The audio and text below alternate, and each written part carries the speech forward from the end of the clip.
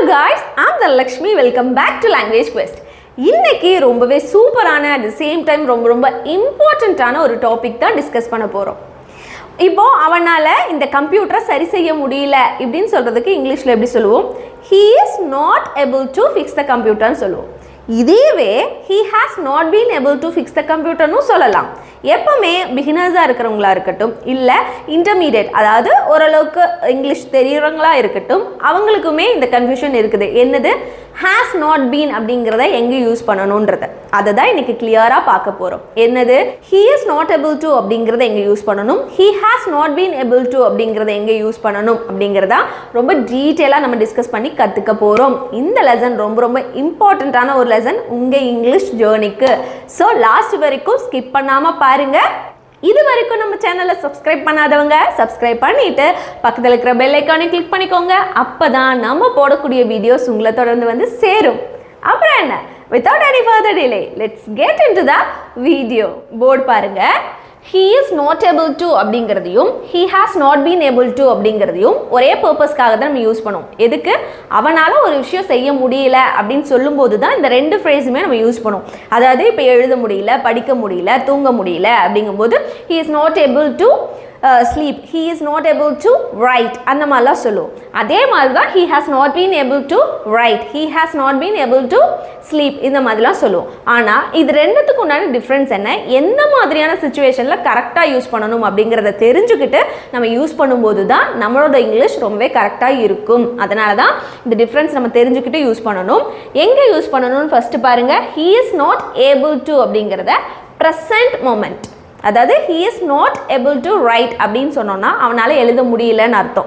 அதையே இப்போ நடந்துட்டு இருக்கிற சுச்சுவேஷனில் இப்போ நீங்கள் பார்க்குறீங்க அவனால் எழுத முடியலன்னா he is not able to write அப்படிங்கிறது சொல்லலாம். ப்ரெசன்ட் மொமெண்ட்டில் ஒரு விஷயம் அவனால் முடியலன்னா he is not able to அப்படிங்கிற ஃப்ரேஸ் யூஸ் பண்ணி பேசுவோம். அதுவே he has not been able to write அப்படிங்கிறத எங்கே யூஸ் பண்ணுவோன்னா ஆல்ரெடி அவன் எழுத ட்ரை பண்ணியிருப்பான், ஆனால் இப்போ வரைக்கும் அவனால் முடியாத ஒரு விஷயத்தப்போ ஆல்ரெடி ஒரு விஷயம் நம்ம செய்ய ட்ரை பண்ணி அது இப்போ ப்ரெசண்ட்லையுமே நமக்கு முடியல, அவனால் முடியல அப்படிங்கிற மாதிரியான சுச்சுவேஷனில் தான் நம்ம he has not been able to write-ஓ இல்லை walk-ஓ எதுனாலும் நம்ம சொல்லிக்கலாம்.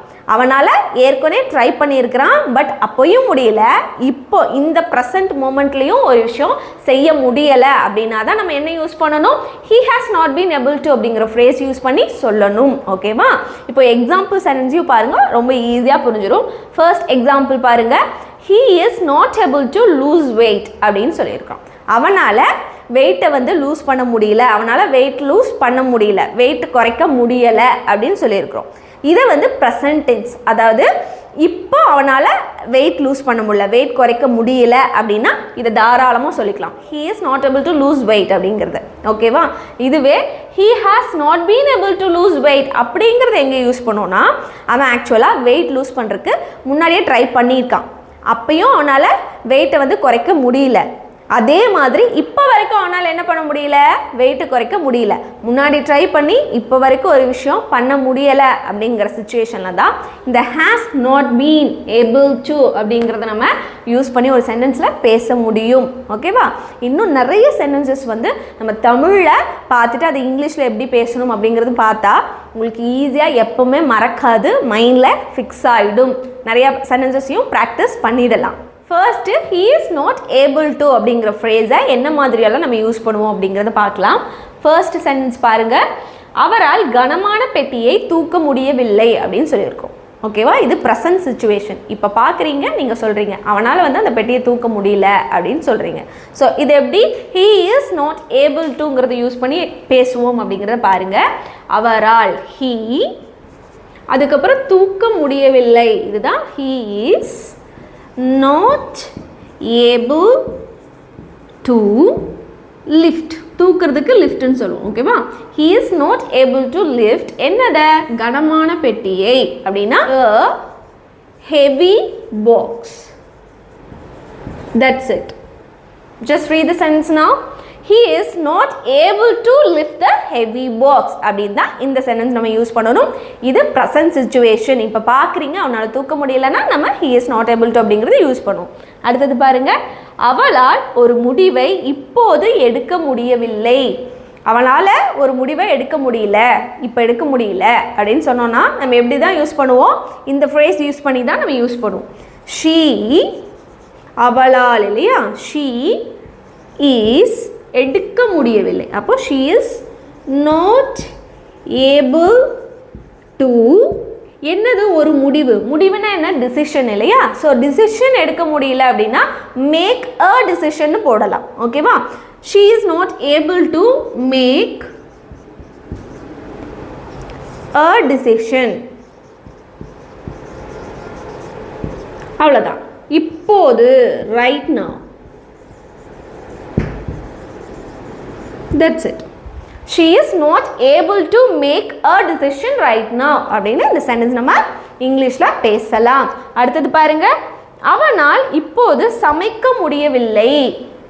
அவனால் என்ன பண்ண முடியல? குக் பண்ண முடியல. அவனால் குக் பண்ண முடியல அப்படின்னு சொல்கிறது. ஸோ இது எப்படி மாற்றலாம்? he சமைக்க முடியவில்லை. he is not able to cook. ஓகேவா? இந்த இப்போது அப்படிங்கிறது போட்டாலும் ரைட் நவ் அப்படிங்கிறத நம்ம யூஸ் பண்ணனாலும் பண்ணலாம், பண்ணலைனாலும் இந்த மீனிங் கொடுத்துரும். இப்போ நடக்கிற விஷயத்தை தான் நம்ம சொல்கிறோங்கிற மீனிங் கொடுத்துரும். ஏன் இந்த இடத்துல நம்ம என்ன யூஸ் பண்ணியிருக்கிறோம்? he is not able to அப்படின்னு ப்ரெசன்ட் ஃப்ரேஸ் வந்து நம்ம யூஸ் பண்ணியிருக்கிறோம். அதனால் இங்கே நவ் போட்டாலும் மட்டும் தான், போடலைனாலும் நமக்கு கிளியராக தெரிஞ்சிடும். ஓகேவா? அடுத்தது பாருங்கள், இந்த இடத்துல he has not been able to அப்படிங்கிறத என்னென்ன மாதிரியான சிச்சுவேஷனில் யூஸ் பண்ணணும் அப்படிங்கிறதையும் பார்க்கலாம்.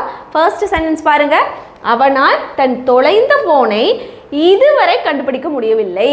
அவனால் அவன் மிஸ் பண்ண ஃபோனை இதுவரைக்கும் கண்டுபிடிக்க முடியல, அந்த மாதிரியான சுச்சுவேஷன். அப்போது ஃபஸ்ட்டே அவனோட ஃபோன் தொலைஞ்சிருக்கு, ஆல்ரெடி தொலைஞ்சிருக்கு, அதை அவங்க அப்போ தேடி இருக்காங்க. ஸோ இப்போ வரைக்கும் அவனால் கண்டுபிடிக்க முடியலன்னு சொல்லியிருக்காங்க இல்லையா? ஸோ இது எப்படி எழுதலாம்? அவனால் he has not been able to இதுவரை கண்டுபிடிக்க முடியவில்லை. he has not been able to find என்னத? தன் தொலைந்த ஃபோனை. find his தொலைந்த ஃபோன் அப்படி சொல்லும்போது his lost phone. that's it. he has not been able to find his last phone அப்படின்னு சொல்லணும். ஓகேவா? அடுத்தது பாருங்க, அவளால் இதுவரை நீச்சல் கற்றுக்கொள்ள முடியவில்லை. ஸோ இந்த இடத்துல இதுவரை அப்படிங்கும் போது நமக்கு தெரிஞ்சிருது ஆல்ரெடி அவள் கற்றுக்க ட்ரை பண்ணியிருக்கா, பட் இப்போ வரைக்கும் அவனால் கற்றுக்க முடியல அப்படிங்கிற மீனிங் தானே தருது. ஸோ நம்ம இந்த மாதிரியான சென்டென்ஸ் பேசும்போது என்ன ஃப்ரேஸ் தான் யூஸ் பண்ணணும்? has not been able to அப்படிங்கிறத யூஸ் பண்ணணும். இது எப்படி மாற்றலாம்? அவளால் அப்படின்னா she has not been able அப்படிங்கிறது போட்டுறணும். able to என்னது? கற்றுக்கொள்ள முடியவில்லைன்னு சொல்லியிருக்கிறோம். அப்போ கற்றுக்கொள்வதற்கு learn இல்லையா? she has not been able to learn என்னது? நீச்சல். அப்போ swimming. இந்த இடத்துல ஒரு கொஸ்டின், அப்போ இதுவரை அப்படின்னா என்னது? ரைட் நவ் போட்டுக்கலாமே, இல்லை நவுன் போட்டுக்கலாமே அப்படின்னா போடணுன்ற அவசியம், போட்டுக்கலாம், தப்பு கிடையாது, போடணுங்கிற அவசியமும் இல்லை. ஏன்னா இந்த இடத்துல she has not been able to அப்படிங்கிற ஃப்ரேஸ் யூஸ் பண்ணும்போதே ஸோ அது அப்போவே இருந்து இப்போ வரைக்கும் அப்படிங்கிற மீனிங் தரனால இதுவரை அப்படிங்கிறத நம்ம இங்கே மென்ஷன் பண்ண வேண்டாம். ஓகேவா? அடுத்தது பாருங்க, அவனால் அவனுடைய பாஸ்போர்ட்டை இதுவரை பெற முடியவில்லை அப்படின்னு சொல்லியிருக்கோம். அப்போது ஆல்ரெடி அப்ளை பண்ணியிருப்பாங்க, அவனால் அப்போ அவங்களுக்கு கிடச்சிருக்காது. ஸோ இப்போ வரைக்கும் அவனுக்கு வந்து பாஸ்போர்ட் கிடைக்கல அப்படிங்கிறத இந்த சென்டென்ஸில் நம்ம சொல்ல வரோம். இது எப்படி மாற்றலாம்? அவனால் he இதுவரை பெற முடியவில்லை அப்படிங்கும்போது he has not been able to பெற முடியவில்லை சொல்லும்போது get. ஓகேவா? he has not been able to get என்னது? அவனுடைய பாஸ்போர்ட். அப்போ get his passport. that's it. just read the sentence now. he has not been able to get his passport அப்படின்னு சொல்லியிருக்கிறோம். ஓகேவா? let's see the next sentence. அவரால் இன்று இரவு பார்ட்டிக்கு வர முடியவில்லை அப்படின்னு சொல்லியிருக்கிறோம். அவரால் இன்னைக்கு பார்ட்டிக்கு வர முடியாது, வர முடியல அப்படின்னு சொல்லியிருக்கோம். சரி, இது எப்படி மாற்றலாம்? அவரால் he is not able to என்னது? பார்ட்டிக்கு வர முடியவில்லைன்னு சொல்லியிருக்கிறோம். அப்போ he is not able to come எதுக்கு? பார்ட்டிக்கு. come to the party எப்போ? இன்று இரவு அப்படின்னா tonight அப்படின்னு போட்டுக்கலாம். ஓகேவா? just read the sentence now. he is not able to come to the party tonight அப்படின்னு சொல்லலாம். அடுத்த சென்டென்ஸ் பாருங்க. அவனால் காயம் காரணமாக கிரிக்கெட் விளையாட முடியவில்லை. அவனுக்கு காயமாயிருக்கு. ஸோ நம்ம என்ன சொல்லுவோம்? அவனுக்கு காயமாயிருக்கு, அதனால அவனால் கிரிக்கெட் விளையாட முடியல அப்படின்னு இப்போ நடக்கிற ஒரு விஷயத்தை பற்றி பேசுகிறோம். ஓகேவா? அப்போ என்ன மாதிரி நம்ம யூஸ் பண்ணுவோம்? இங்கிலீஷில் எப்படி பேசுவோம் அப்படின்னா அவனால் he, அடுத்தது விளையாட முடியவில்லை அப்படின்னு சொல்லியிருக்கோம். he is not able to play இல்லையா? play என்னது? Cricket. play cricket. he is not able to play cricket. எதனால? காயம் காரணமாக அப்படின்னா due to an injury அப்படின்னு சொல்லிக்கலாம். ஓகேவா? just read it now. he is not able to play cricket due to an injury அப்படின்னு சொல்லலாம். ஓகேவா? அடுத்த சென்டென்ஸ் பாருங்க. அவளால் தன் வேலையை நேரத்தில் முடிக்க முடியவில்லை அப்படின்னு சொல்லியிருக்கிறோமா? இதை நான் பண்ண மாட்டேன். இதுதான் உங்களுக்கு ஹோம்ஒர்க் சென்டென்ஸ். இதை நீங்கள் தான் எனக்கு காமெண்ட்டில் கரெக்டாக சொல்லணும். இது எல்லாத்தையும் நீங்கள் மாற்றி எனக்கு இதில் காமெண்ட்டில் சொல்கிறத விட இந்த மாதிரி கொடுக்கக்கூடிய ஹோம்ஒர்க்கை கரெக்டாக பண்ணி காமெண்ட்டில் சொன்னீங்கன்னா நான் ரொம்பவே ஹாப்பியாக இருப்பேன். ஏன்னா இதுதான் உங்களுக்கு ரொம்ப யூஸ்ஃபுல்லாகவும் இருக்கும். ஓகேவா? அடுத்தது பாருங்கள். அவர் தனது நோயிலிருந்து இதுவரை குணமாக முடியவில்லை. இதிலிருந்து என்ன புரியுது?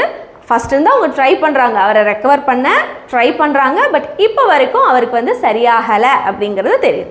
ஸோ இந்த மாதிரியான சென்டென்ஸ் வந்து நம்ம இங்கிலீஷில் பேசும்போது எப்படி பேசுவோம்? he இதுவரை குணமாக முடியவில்லை. he has not been able to he has not been able to குணமாகிறதுக்கு வந்து recover அப்படின்னு சொல்லுவோம். recover he has not been able to recover தனது நோயிலிருந்து from his நோயிலிருந்து அப்படிங்கும்போது illness அப்படின்னு போட்டுக்கலாம். illness அப்படின்னா உடம்பு முடியாமல் இருக்கிறது. ஓகேவா? just read it now. he has not been able to recover from his illness அப்படின்னு சொல்லலாம். அடுத்தது பாருங்க. அவரால் புகைப்பிடிப்பதை விட முடியவில்லை. நிறைய பேர் இருப்பாங்க, ஸ்மோக்கிங் பண்ணுவாங்க, அவங்க ட்ரை பண்ணுவாங்க, ஆக்சுவலாக அவங்களால விட முடியாமல் இருக்கும். ஸோ இந்த சென்டென்ஸ் என்ன மாதிரியான சென்டென்ஸ்?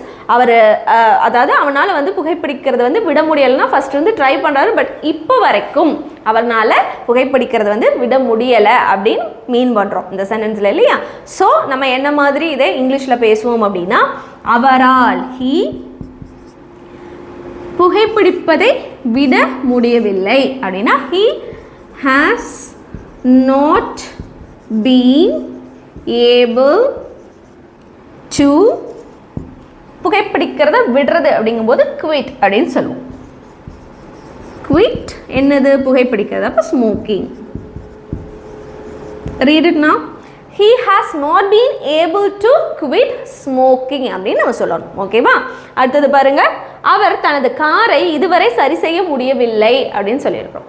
அவரோட காரை இதுவரை சரி செய்ய முடியலைன்னா ஏற்கனவே சரி செய்ய ட்ரை பண்ணியிருக்கிறாரு, ஆனால் இப்போ வரைக்கும் அவரால் அந்த காரை சரி செய்ய முடியல அப்படின்னு இந்த சென்டென்ஸில் நம்ம சொல்ல வரோம். ஸோ இது எப்படி இங்கிலீஷில் பேசணும் அப்படிங்கிறத நீங்கள் எனக்கு காமெண்ட்டில் சொல்லுங்கள். இதோட இன்னைக்கான லெசனை நம்ம சக்ஸஸ்ஃபுல்லாக முடிச்சாச்சு. இன்னைக்கு கிளாஸில் நம்ம என்ன பார்த்தோம்? he is not able to அப்படிங்கிறதையும் he has not been able to அப்படிங்கிறதுக்கு இடையிலே இருக்கக்கூடிய டிஃப்ரென்ஸ் பார்த்தோம். இதை ஏன் நம்ம இவ்வளோ டீட்டெயிலாக பார்த்துருக்குறோம்னா, இப்போது he is not able to அப்படிங்கிற ஃப்ரேஸில் நீங்கள் he has not been able to அப்படிங்கிற ஃப்ரேஸ் யூஸ் பண்ணும்போது அது டோட்டலாக தப்பாயிடும். ஏன்னா அது முன்னாலிருந்து ட்ரை பண்ணி இப்போ வரைக்கும் முடியாத ஒரு விஷயம். இது இந்த இப்போ நடந்துட்டுருக்கிற இந்த மொமெண்ட்டில் முடியலை அப்படின்னு சொல்லக்கூடிய விஷயம் இல்லையா? ஸோ இது ரெண்டுத்தையும் தெரிஞ்சுட்டு கரெக்டாக யூஸ் பண்ணும்போது நம்ம ஸ்டார்டிங்கில் பிகினர்ஸாக இருக்கும்போதே நம்ம கரெக்டாக தெரிஞ்சுட்டு கரெக்டான யூசேஜை புரிஞ்சுட்டு நம்ம பேசும்போது தான் நம்மளோட இங்கிலீஷ் ரொம்பவே டெவலப் ஆகும், கரெக்டாகவும் இருக்கும். அதனால தான் நம்ம இவ்வளோ டீட்டெயிலாக பார்த்துருக்குறோம். ஓகேவா? இந்த லெசன் கண்டிப்பாக யூஸ்ஃபுல்லாக இருக்கும்னு நினைக்கிறேன். நீங்களும் அதே மாதிரியே நினச்சிங்கன்னா நீங்கள் செய்ய வேண்டிய ஒரே விஷயம், நம்ம சேனலை சப்ஸ்கிரைப் பண்ணிவிட்டு பக்கத்தில் இருக்கிற பெல் ஐக்கானையும் கிளிக் பண்ணிக்கோங்க. அப்போ தான் நம்ம போடக்கூடிய வீடியோஸ் உங்களை தொடர்ந்து வந்து சேரும். நான் உங்களை இன்னொரு யூஸ்ஃபுல்லான வீடியோவில் பார்க்குறேன். until then take care, bye bye.